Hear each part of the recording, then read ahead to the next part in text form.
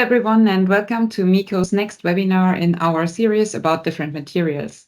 My name is Laura Denzer, and I'm one of the project managers at MeKo. And together with Malte Ebermann, one of our simulation engineers, we form the speaker team.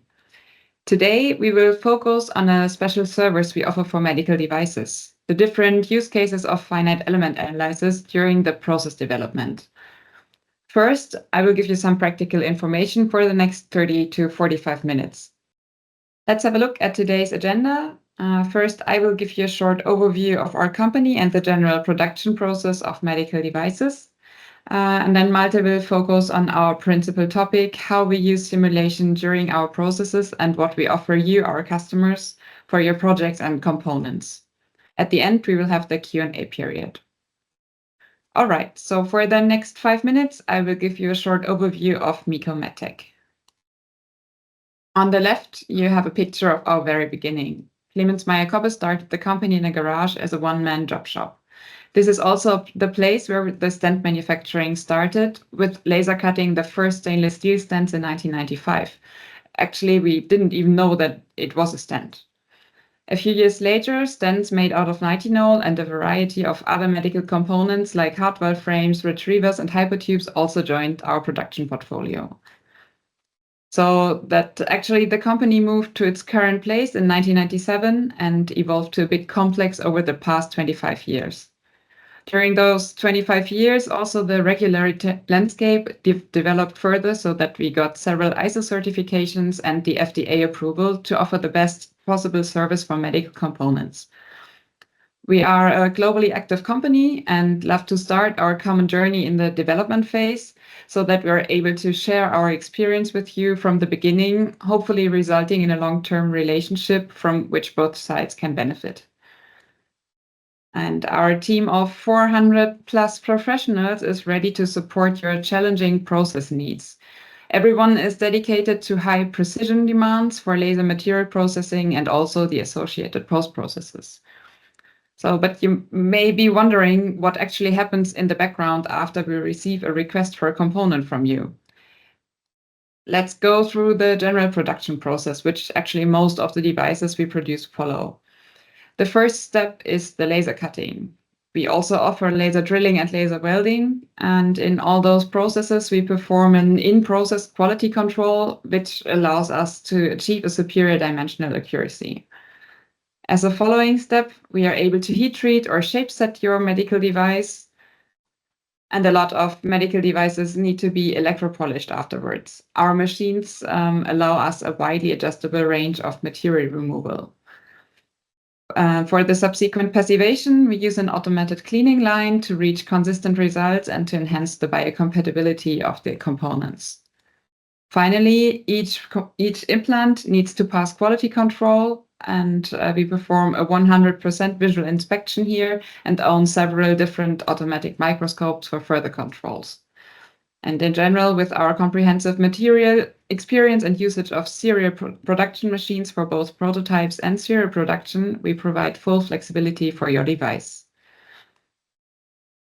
At the beginning of a new idea, it's always great to hold your first prototypes in your hand quickly. To realize this, MeKo has continuously built up a very substantial material stock. That means that we have more than 3,000 different material lots in our stock. And it surely starts with nitinol and the established stainless steel and cobalt chrome materials, different bioresorbables like our magnesium alloy Resolloy and our polymer tubing Polymedics. And we also have Vascolloy, which is an alternative material specially developed for nickel-free stents. Furthermore, we always try to be at the cutting edge of new equipment. We developed most of the machines in-house since decisions can be taken quickly and we are able to adjust processes easily to different needs from customers. Using different analyzers for the manufacturing of medical devices is an important part of the development lifecycle, and we constantly onboard new equipment and aim to offer accredited measurements from next year, 2025 on. I should not neglect our material science department. We have been researching in the field of material sciences for about 15 years now. Our portfolio consists of resorbable materials like Resolloy, a magnesium alloy specifically designed for vascular applications, but also usable for other devices. And polymedics, a polymer tube with drug integration to activate a typically passive implant. And lastly, a nickel and cobalt-free alloy to be able to treat the around 10% of the population with allergies to these metals. And to further help you in redefining possibilities for your device, we now also offer you some simulation studies and related services, which Malte will present to you today.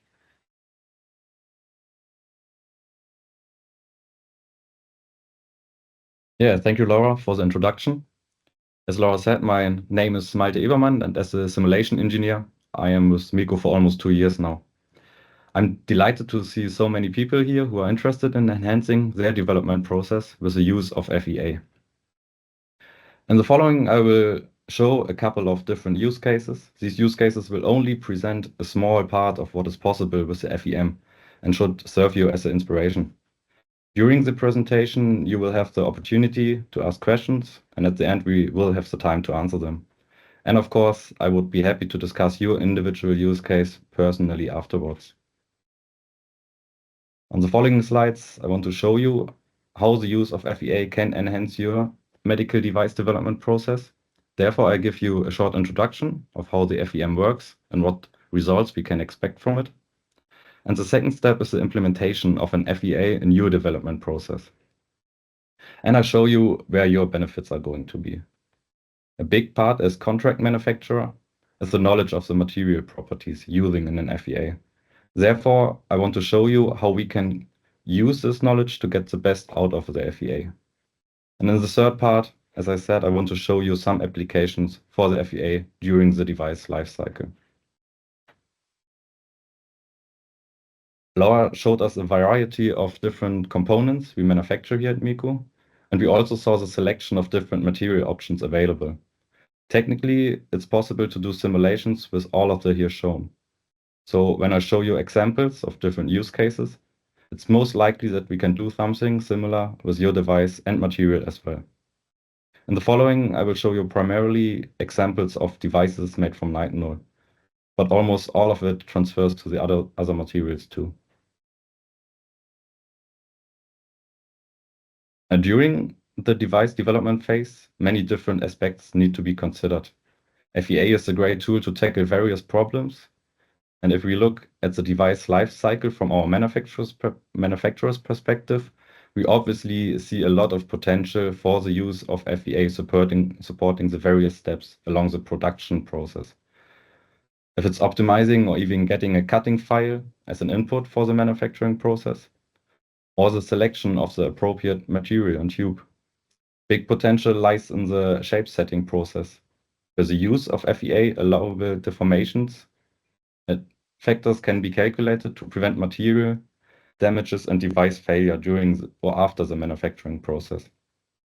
Furthermore, a lot of the device requirements during the application can be set, checked, and optimized.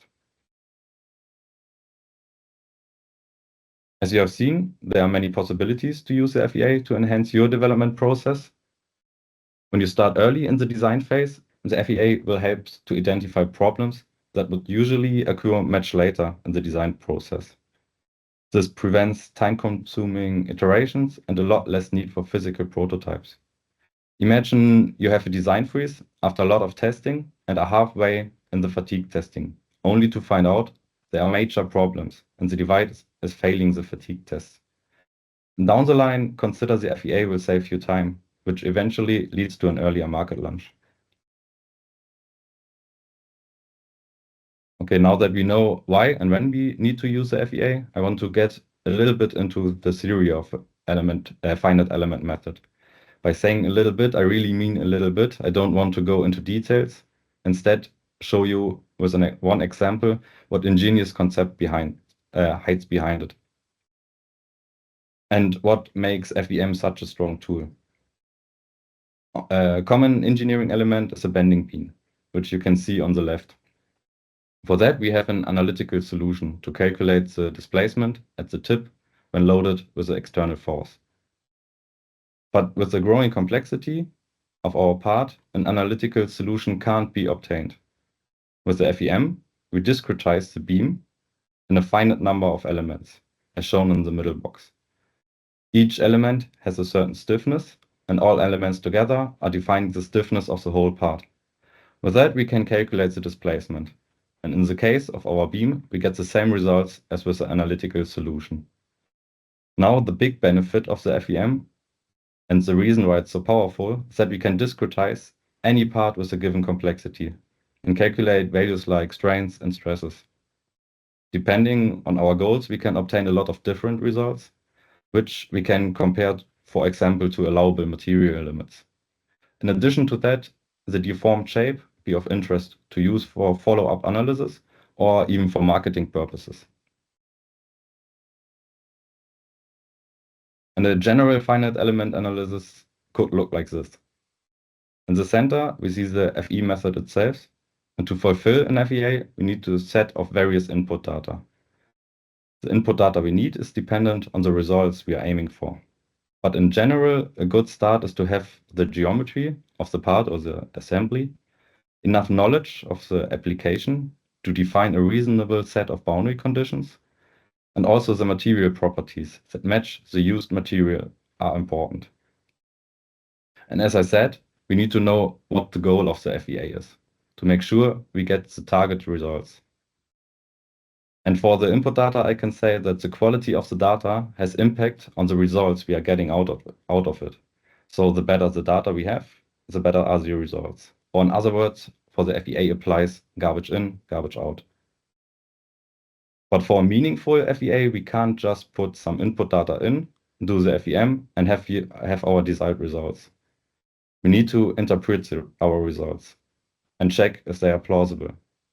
Also, a parameter impact analysis might be needed to determine how parameters like, for example, a friction coefficient in a contact between two parts influences the results. Or we need to carry out a mesh sensitive study to make sure the used mesh has no negative influence on the results.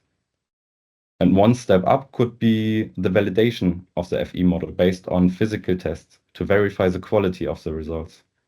All that is, again, dependent on the target results. And on the right side, we have a variety of different output possibilities. For example, safety factors for a given device, or we can do a design optimization. Maybe we need help to select 2 or 3 designs out of many promising designs for prototyping. Depending on what our goals or problems are and where we are in the development process, there are countless possibilities and reasons to do an FEA. But before I start to show you some FEA use cases in detail, I would like to give you some insights into the material properties we need for an FEA. Because using the correct material properties is crucial to reach good results. And what we do at MeKo makes a good FEA even better. For simulating a device made, for example, out of nitinol, you can get a lot of different material data from the literature. But what we do is our own testing and use material data that fits the processed part and makes the results much more reliable. But that's not all. With our in-house testing capabilities, we can do various tests to validate our FE models, to add even more value and reliability to our FEA results. Okay, now that we saw something about the medical device we manufacture here at MeKo and the basics of an FEA, we can combine both in some use cases that may be of interest for you. Let us start with the use case that we are using at MeKo along our production process as well. The derivation of the 2D geometry that we use for our laser cutting process. There are different reasons we might need to do a FEA like that. Could be you have a 3D file of your designed device and need a 2D file for laser cutting. Or you already have the 2D file, but the final shape isn't like you hope for. Furthermore, changing the tube size your device is cut from could be a valid use case for this application. In general, the process is pretty straightforward and not much input data is needed. You are supplying us with your 3D file and we derive the 2D data and preparing them for the manufacturing process. A bit further into the manufacturing process of a device made from nitinol, we are looking at the shape setting process. This process is really made for the use of FEA. Whether the device has a cylindrical shape or the shape is more complex, with the FEA we can see how the part will look like in its final shape. This makes potential design flaws or unexpected behavior visible before we start to produce our prototypes. Furthermore, we can make sure that during the shape setting process, no material limits are reached, which prevents plastic deformation and therefore secures the required safety and durability. But the time a device is in our production is only a small portion of the whole life cycle. So the usage of FEA doesn't end with the shown processing steps. Now begins the part in which the device must function as planned. And to ensure that this is the case, we can make use of the FEA in the development phase to cover a variety of device use cases. In consultation with you as a customer, it is possible to carry out all shades of simulations. But to give you an idea of what is possible, I show you some general use cases. The crimping capability is an important characteristic of a device. Of course, we don't want to damage our part while crimping it into a catheter. In an FEA, we can crimp a device and evaluate stresses and strains to make sure that the allowable limits aren't reached. From that, possible design tweaks can be derived. In addition to that, the influence of the crimping on the released shape of the device might be of interest, because it could be possible that plastic deformation leads to an undesired shape of some sort. Now, surely a very important characteristic of a stand is the radial force. It often decides whether a device is performing as desired or not. Therefore, it's valuable to know the radial force of a device as early as in the design phase. But it has even more value when we know exactly how to customize the design to meet our desired radial force. We can use the FEA to predict the impact of design changes on our device without having to manufacture and test a whole bunch of prototypes. The example on this slide shows two simple design elements with different strut thickness and the corresponding influence on the force and stress response. Also, the influence of other design and material parameters and even the transformation temperatures can be easily analyzed in FEA. Yet another use case that is probably goes often disregarded is the impact of the thermal loads on our device. Unplanned and unexpected thermal loads can cause permanent damage to the components. Even if these damages are not apparent at first, they can lead to considerable risk in the application. In this example of a FEA, a crimped nitinol stand is strongly heated by the sun during storage or transportation. In this case, due to the changes of the material properties, plastic deformation can occur.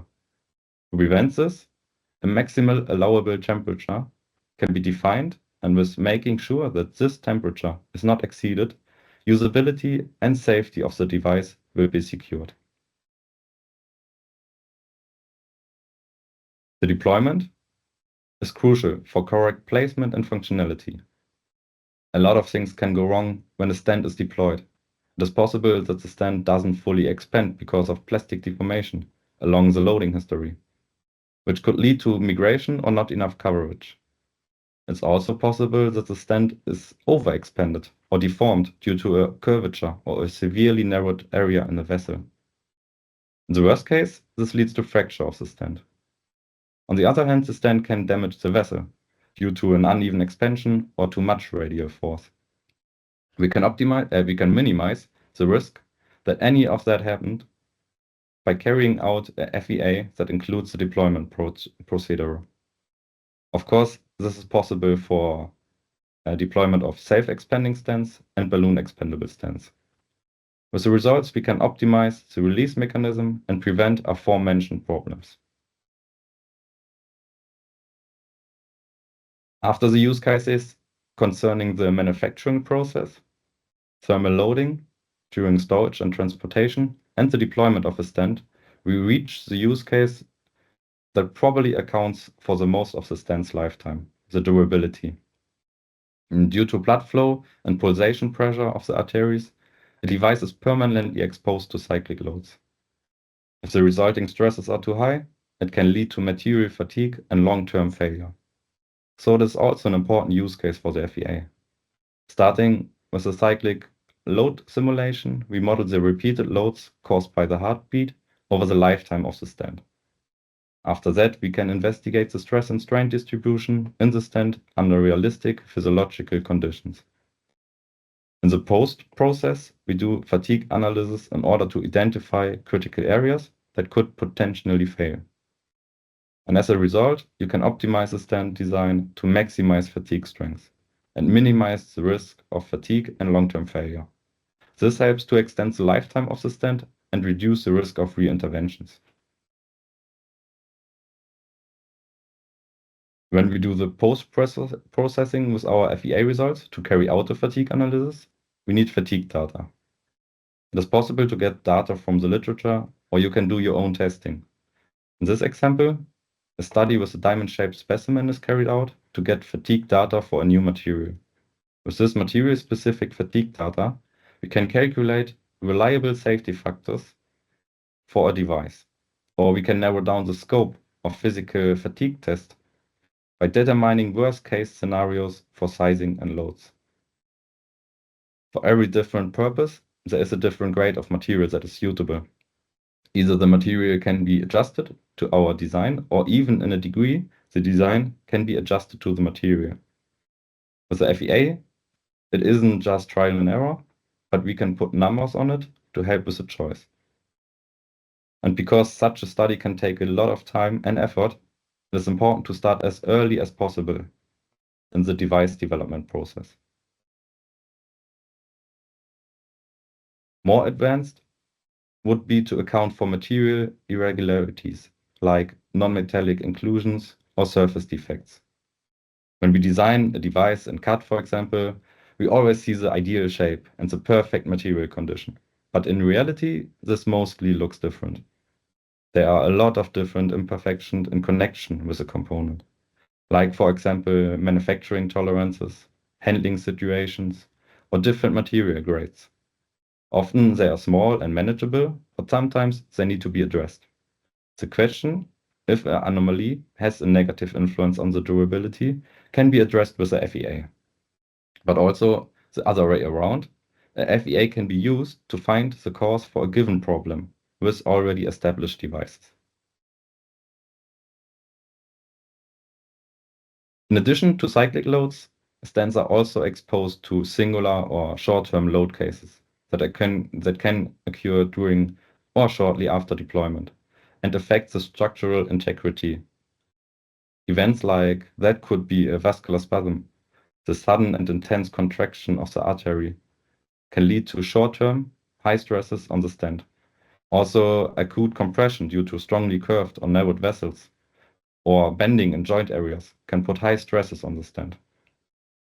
In addition to that, the stent can collide with the vessel during insertion or positioning, which can lead to localized deformation or even damage. That shows that non-cyclic loading events can be very unique for your individual device and application. But I'm convinced that together we can abstract a reasonable use case for the FEA and help to optimize your design so that it will cope with the most challenging conditions. For the end, I have some points to summarize the key benefits. I presented you some use cases for a FEA, starting with a feasibility study over design development to optimizing existing designs. And hopefully, I've been able to show you that doing a FEA is always a good idea. Simulations can help you to avoid faulty designs and speed up the development process. And to assure that you get the best out of the simulation, I have two major takeaways for you. First, start as early as possible to integrate FEA in the development process. Because whatever the findings are, you need time to incorporate this into the design and may need several iterations for that.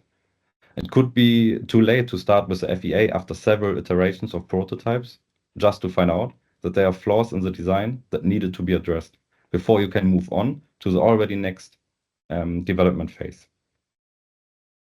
Second point I want to emphasize is to define the desired results and boundary conditions as precisely as possible, because this will prevent unnecessary and time-consuming reruns of the FEA. And in addition to that, it often helps to regularly share and discuss intermediary results to do adaptations along the way. And with that, I want to thank you for your attention, and I hope that I could show you how a FEA during your device development process can save you time and leads to better products.